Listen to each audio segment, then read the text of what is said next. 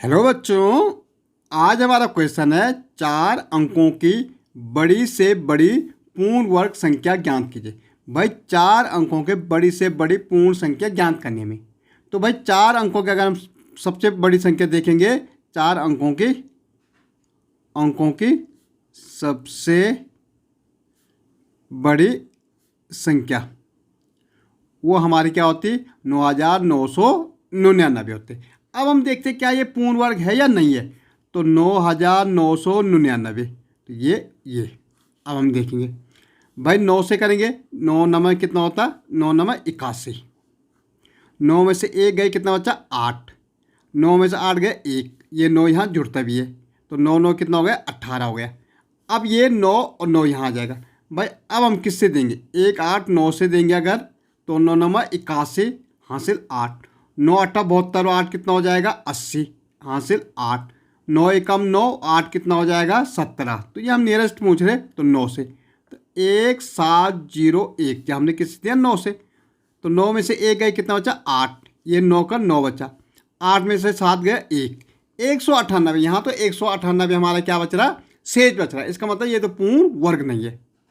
अब हमारा पूर्ण वर्ग क्या होगा, सबसे बड़ी संख्या तो नहीं है, तो अब वो कौन सी संख्या होगी जो पूर्ण वर्ग हो। तो क्या 9999 से हम 198 क्या कर देंगे, घटा देंगे। भाई 9 में से 8 गया 1, 9 में से 9 गया 0, 9 में से 1 गया 8, ठीक है, और ये 9।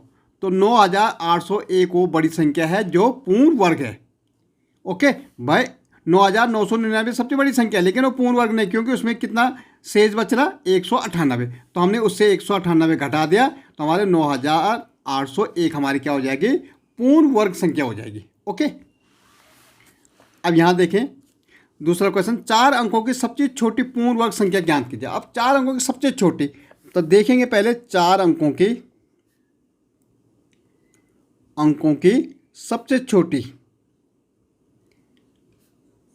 सबसे छोटी संख्या हमारी है 1000 होती। क्या होती, 1000।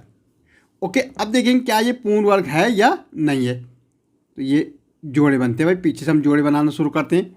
देखो ये भी 3 से आएगा, 3 3 9, 10 में से 9 गया 1, और ये यहाँ 0 आ जाएगा, ये 3 यहाँ जुड़ेगा भी, ये कितना हो गया 6।